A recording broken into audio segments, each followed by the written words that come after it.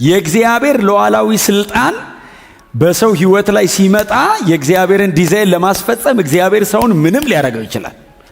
እግዚአብሔር አይሳሳትም። አዎ እኔ የማልፍበት መንገድ ባይገባኝም እግዚአብሔር ግን ልክ ነው። እኔ አልገባኝም አለ። ሁሉን ታደርግ ዘንድ ቻይ እንደሆንክ ሐሳብም ይከለከል ዘንድ ከቶ ምን አልኩ? እግዚአብሔር ማን እንደሆነ ሲገባ ስለ ካሳ አታወራም። ላደበዘዝ በሞከርኩ ማረኝ አሉ።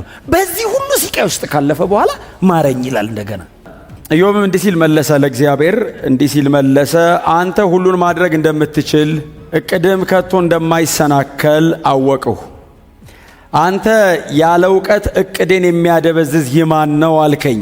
በእርግጥ ያልገባኝን ነገር የማላውቀውንና ላስተውለው ማልችለውን ጉዳይ ተናገሩሁ። ስማኝ ልናገር፣ እኔ ጠይቅሃለሁ፣ አንተም ትመልስልኛለህ አልከኝ። ጆሮዬ ስላንተ ሰምታ ነበር፣ አሁን ግን ዓይኔ አየችህ። ስለዚህ ራሴን እንቃለሁ፣ በትቢያና በአመድ ላይ ተቀምጬ ንስሐ እገባለሁ። የጌታ ስም ለዘላለም የተባረከ ይሁን። ጌታን እጅግ አድርጌ አመሰግናለሁ። ስለ እናንተ ሁልጊዜ ጌታን እጅግ አድርጌ አመሰግናለሁ። ምናልባት እንደዚህ አይነት በጣም በሙግት የተሞላ መጽሐፍ በመጽሐፍ ቅዱሳችን ውስጥ የምናገኝ አይመስለኝም። አንድ ሰው ከእግዚአብሔር ጋር፣ አንድ ሰው ከሰይጣን ጋር፣ አንድ ሰው ከጓደኞቹ ጋር፣ አንድ ሰው ከተለያየ ነገር ጋር የሚሰቃይበት መጽሐፍ ነውና የእግዚአብሔር ሉዓላዊ ስልጣን የሚታይበት እግዚአብሔር የሰውን ህይወት ኢንፍሉዌንስ አድርጎ የወደደውን በሰው ህይወት ላይ ማድረግ እንደሚችል ያሳየበት መጽሐፍ ነው። ደግሞ ይህንን እግዚአብሔር ልብ የተረዳ ሰው በትዕግስት ተቀምጦ ደግሞ እግዚአብሔር በሱ ህይወት ላይ ሊያደርግ የወደደውንም ነገር በምን አይነት ክብር እንደሚመለከት ይሄ መጽሐፍ በጣም በሰፋ መንገድ ያስተምረናል። ምዕራፍ 1 ላይ የምታስታውሱ ከሆነ እኔ ዝም ብዬ ሳነበው በእውነት ነው የምነግራችሁ፣ በጣም አስደናቂ ነው። የእግዚአብሔር ሉዓላዊ ስልጣን በሰው ህይወት ላይ ሲመጣ የእግዚአብሔርን ዲዛይን ለማስፈጸም እግዚአብሔር ሰውን ምንም ሊያደርገው ይችላል እና እግዚአብሔር ሉዓላዊ ነኝ ነው። እዚህ መጽሐፍ ላይ እኔ ሉዓላዊ ነኝ ነው። ኢዮብ የሚባለውን ሰውዬ እግዚአብሔር ቅጥሩን አቋርጦ ገብቶ የፈለገውን አደረገ እግዚአብሔር እና ሰውየው ግን በጣም አስደናቂ ነው። ወደ ቁስሉም ወደ ችግሩም ወደ ሰይጣኑም ሳይሆን ወደ እግዚአብሔር ነው ስቲክ የሚያደርገው። ነገሮችን በሙሉ ዲል የሚያደርጋቸው ከእግዚአብሔር ፖይንት ኦፍ ቪው ነው። ለእግዚአብሔር ወግኖ ነው የሚጨቃጨቀህ እና እግዚአብሔርና ሰይጣን ኢዮብ በማያውቅበት መንገድ ነው አይደል የተነጋገሩት። ሰይጣን ወደ እግዚአብሔር ገባ እና በእግዚአብሔር ፊት ቆመ ይላል። እግዚአብሔር ጠየቀው፣ ከየት መጣ አለው። ምድርን ዞርኳት አለው።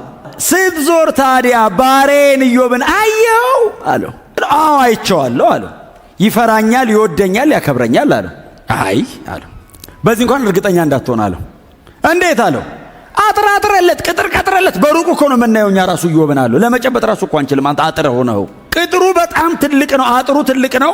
እስቲ ቅጥሩን አንሳ፣ ዙሪያው ያለውን ነገር እስቲ ውሰድበትና ያኔ አለው ሰይጣን ይሰድብሃል አለው። እና ሰይጣንን ይሰድበህ ሂድ አለው። ሂድ ሲለው ሰይጣን ሄደ ይልና እግዚአብሔር ቅጥሩን ሲያነሳለት ዳበሰው አይደል፣ ዙሪያውን ነካካው ይላል። ዙሪያውን ሲነካካው ሀብቱ ያለው ቤተሰቡ ያለው ነገር በሙሉ በአንድ ቀን እኮ ነው። እኔ እንደው አንዳንድ ነገር አሁን እኛ መጽሐፉ ላይ ቆመን ነው የምናወራው። ኢዮብስ እየኖረ ነው። ከየአቅጣጫው መርዶ ሰማ። መጽሐፍ እንደዚህ ይላል፣ ልብሱን ቀደደ፣ በላዩ ላይ አመድ ነሰነሰ፣ ኢዮብ መሬት ተቀመጠ ይላል። እግዚአብሔር ሰጣ አለ፣ እግዚአብሔር ነሳ፣ የእግዚአብሔር ስም የተመሰገነ ይሁን አለ። ምን ማለት ነው? ራሱ ሰውየው ምንድን የገባው? እግዚአብሔር እንዴት ነው የሚያውቀው? ልጆችህ ሞቱ፣ እንትን ተወሰደ፣ ንብረት አለቀ። በአንዲት ቀን ያንን የሚያክል የተከበረ ሰው ብቻውን ቀረ፣ ብቻውን አስቀረው። እግዚአብሔር ቁጭ ያለበት ወንበር ብቻ ቀረው ሲለው ሰውነቱን እስቲ በቁስል መታው አለው እና አቁሰለው ሲለው እግዚአብሔር እንደዚህ ያለው ከነፍሱ በቀር የወደድከውን አድርግበታል፣ ነፍሱ እንዳነካ አለው። በኢየሱስ ክርስቶስ ሰይጣን ተመልሶ መጣ፣ ቁስሉን በገል አከከ ይላል። እንደዚህ ገል ታውቃላችሁ? እንትን በዛ ማከከ አጥቶ አንዳንዴ እኮ ከባድ ነው። ሊያጽናኑት መጡ ይላል። ከምዕራፍ 3 እስከ ምዕራፍ 31 ከነሱ ጋር ጭቅጭቅ ሊያጽናኑት መጥቶ አሁን አይዞ በርታ ነው እኮ ማጽናናት። መጥቶ እንደዚህ ይሉታል፣ አይ የተደበቀማ ኃጢአት ሰርተሃል አሉት። የተሰወረ ኃጢአት አለብህ፣ እግዚአብሔር ጻድቁንማ እንደዚህ አያደርግም አሉት። ኢዮብ ይህንን ሁሉ ሲቃይ ሰብስቦ መመረቂያ ቴሲስ ሲጽፍ እግዚአብሔር ትልቅ ነው፣ እኛም እንደዚህ እኔን ያረከኝ አንተና አላቅም ነበር፣ ለካ ምንም ብታረገኝ ልክ ነህ አሉ። እግዚአብሔር አይሳሳትም። አዎ እኔ የማልፍበት መንገድ ባይገባኝም እግዚአብሔር ግን ልክ ነው። በእኔና በእግዚአብሔር መካከል ቆሞ ስለ እኔ ማብራራት ማስረዳት የሚችል ምንም ንጹሕ በሆን በእግዚአብሔር ፊት መቆም አልችልም አለ። እሱ ነው የሚቆመው በእኔና በእግዚአብሔር መሃል አለ። የፈለገ ንጹሕ በሆን የእኔ ጽድቅ በእግዚአብሔር ፊት የመርገም ጨርቅ ነው አለ። የፈለገ ለእግዚአብሔር ወግኜ ብኖር የእግዚአብሔርን ጽድቅ ኮፓፓ ላረገው መመጠን አልችልም። በእግዚአብሔር ፊት ብቅ ብል ያጠፋኛል አለ። እና በእኔና በእግዚአብሔር መሃል መሬት ላይ መጥቶ ቆሞ የሚቤዠኝ አንድ ቀን ይመጣል። እሱን ተስፋ አደርጋለሁ። ነፃ አውጫችን ኢየሱስ ነው። ቤዛችን ኢየሱስ ነው። እንደ ኢዮብ የተዋረደ በሰው ደረጃ እናቅ፣ እንደ ኢዮብም ደግሞ የታገሰ አይደል አላየንም። ምዕራፍ 42 ቁጥር 2 ምንድነው የሚለው? ሁሉን ማድረግ ሁሉን ታደርግ ዘንድ ቻይ እንደሆንክ ሐሳብም ይከለከል ዘንድ ከቶ ምን አልኩ? ሁሉን ታደርግ ዘንድ ቻይ እንደሆንክ ሐሳብ ደግሞ ይከለከል ዘንድ ከቶ እንደማይቻል አውቃለሁ። እግዚአብሔር ሉዓላዊ ነው። ሶቨሪን ጋድ የሚል አንደርስታንድ አረኳለ። እግዚአብሔር ሉዓላዊ ነው። ከሰማይ ተጭኖ ይምጣ እንጂ እግዚአብሔር ኢንፍሉዌንስ ሊያረግ ከመጣ አንተ ወደ ላይ ልትሰብረው አትችልም። እግዚአብሔር ከመጣ ማንም እግዚአብሔርን ሐሳብ ሊያስቀይረው አይችልም። ሂዝ ኦልዌይስ ሶቨሪን። እግዚአብሔር ሁሌ ሉዓላዊ ነው። ከመጀመሪያ መጨረሻውን ኢሳይያስ 46:10 ከመጀመሪያ መጨረሻ ከጥንት ያልተደረገውን ነው የምናገረዋል። መጀመሪያ ላይ ቆሚያ መጨረሻው ነው። ጥንት ላይ ሆኜ ገና ያልተደረገውን እናገራለሁ። ምክሬ ትጸናለች፣ ፈቃዴን ሁሉ እፈጽመዋለሁ። እንደሱ ነው ያለው ኢሳይያስ 46:10 ላይ ማንም አለ እግዚአብሔር አይጫነኝም። ክብር ለኢየሱስ ይሁን። ምናልባት ጎን ለጎን ከፍ ያለ ሰው ከታች ያለውን ጫን ሊያደርገው ይችላል። እግዚአብሔር ከሁሉ በላይ ነው። መጫንም መግፋትም አይቻልም። እሱ ከመጣ የማይጫነው የለም። ነገስታት እግዚአብሔር ነገስታትን ብቻ አይደለም፣ እግዚአብሔር ታሪክን ይጫነዋል። ታሪክን ኢንፍሉዌንስ ያደርጋል። እግዚአብሔር ዘመንን ይጫነዋል። ከኛ ውጪ ማለት ነው። እግዚአብሔር የሆነ ዲስፔንሴሽን ላይ መጥቶ ኢንፍሉዌንስ ያደርጋል፣ ይጋርደዋል፣ ቁጭ ያደርገዋል። ክብር ለኢየሱስ ይሁን።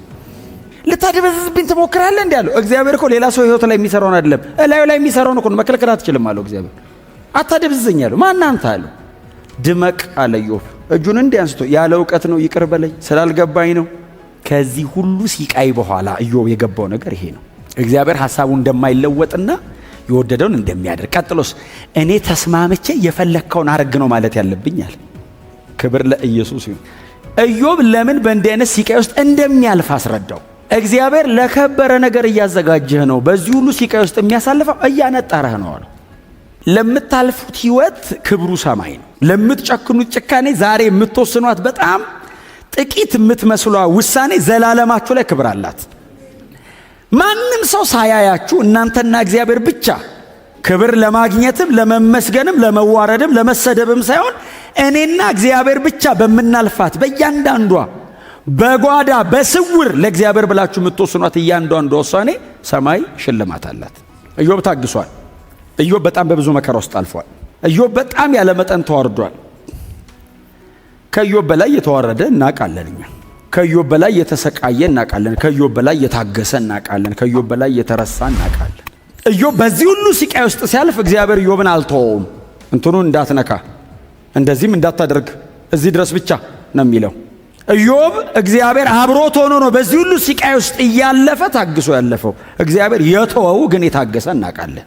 እግዚአብሔር አላይህም ያለው ግን የታገሰ፣ እግዚአብሔር ጩኸትን አልሰማም ብሎ ሰማያትን የዘጋበት ምን ነው ተውከኝ ብሎ የጮኸ የታገሰ ግን እናውቃለን። ኢዮብ በጣም ተዋርዷል።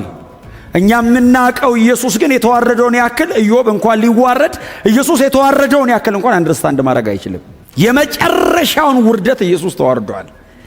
መጠን የሌለውን ሲቃ ኢየሱስ ተሰቃይቷል። ኢዮብን እግዚአብሔር ትቶት አይደለም፣ በተወሰነ መንገድ እንዲያልፍ ነው ያደረገው። ኢየሱስን ቶታሊ እግዚአብሔር ትቶታል። አላይህም ብሎታል ኢየሱስን። ኢዮብ ባሪያው ነው፣ ኢየሱስ ልጁ ነው። ልጁን እምቢ አለው። ሲጮህ አልሰማህም አለው። ወደ እኔ እንዳይመጣ አለው። ማንም ኢየሱስ የተረሳውን ያክል አልተረሳም። ኢዮብ በጣም ታግሷል። ማሰብ አይቻልም የታገሰውን መታገስ።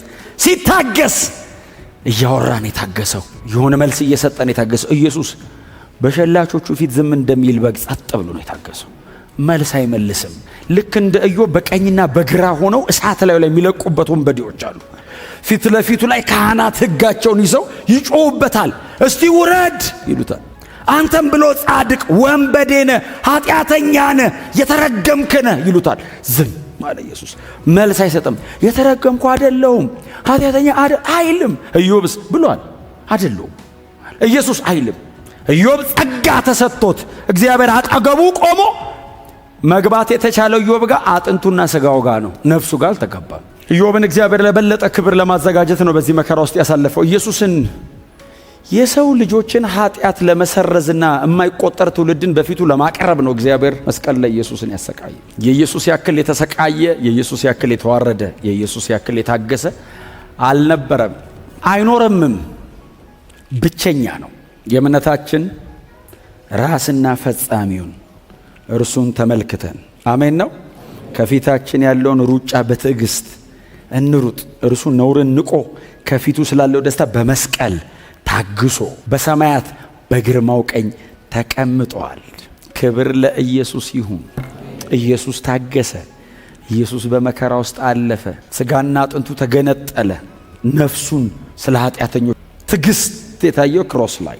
ኢየሱስ ጨከነ፣ መስቀል ላይ ነው። ኢየሱስ ዝም አለ፣ መስቀል ላይ ነው። ኢየሱስን እግዚአብሔር ተወው፣ መስቀል ላይ ነው። ኢየሱስ ስለ ሰው ልጆች ኃጢአት በመስቀል ላይ ሞተ፣ መስቀል ላይ ነው። ከመስቀል ላይ አውርደው ወስደው ቀበሩት፣ ስለ እኔ ኃጢአት ነው። ኢየሱስ ብቻ ሞዴላችን ነው። እግዚአብሔር ጻድቅ ነው ታውቃላችሁ። ኢዮብን አሰቃይቶ ኢዮብ አንደርስታንድ አድርጓል። ባይዘው ገብቶኛል አለ። በቃ ማን እንደሆንክ ገብቶኛል። ሐሳብንም ላደበዝዝብ ሞክሬ ነበራው ንስሐ ገባለሁ አይደል? ቁጥር 6 እንደሱ አይደል የሚለው? ራሴን እንቃለሁ አይደል ያለው? አንተ ከዚህ ሁሉ መከራ በኋላ ሰው ራሴን እንቃለሁ ብሎ አመድ ላይ ይቀመጣል? በልካሰኝ ነው እንጂ የሚለው እግዚአብሔር ማን እንደሆነ ሲገባ ስለ ካሳ አታወራም። ላደበዝዝብ ሞከርኩ ማረኝ አለው። በዚህ ሁሉ ስቃይ ውስጥ ካለፈ በኋላ ማረኝ ይላል እንደገና። እግዚአብሔር ራሱን አሳየው በመንገዱ። አሁን እዚህ ጋር እኮ ታሪኩ ቢያልቅ እኮ የኢዮብ መጽሐፍ እኮ ልክ ነው አይደል? ኢዮብ ገባው፣ እግዚአብሔር ማን እንደሆነ ገባው። በቃ መጽሐፉ አለቀ ቢባል ልክ እኮ ነው። በቃ ምንም ችግር የለውም። እግዚአብሔርስ አይበቃኝም አለ። ለኢዮብ እግዚአብሔር እንደገና አይደል ጨመረለት ይላል። በጥፍ ሰጠ።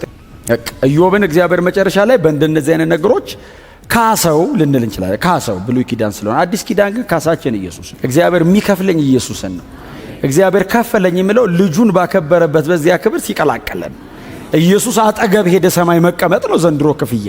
በእውነት ነው የምላችሁ። ክብር ለኢየሱስ ብቻ ይሁን። አዳኛችን በመሃል መጥቶልናል። ቤዛ አግኝተናልኛ።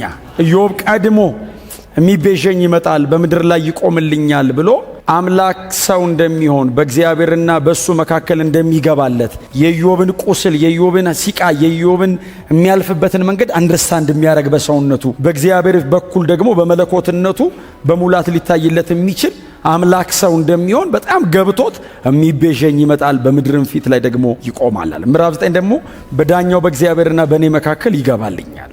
ኢዮብ አዲስ ኪዳን ገብቶታል። ኢዮብ አዲስ ኪዳንን አንደርስታንድ አድርጓል።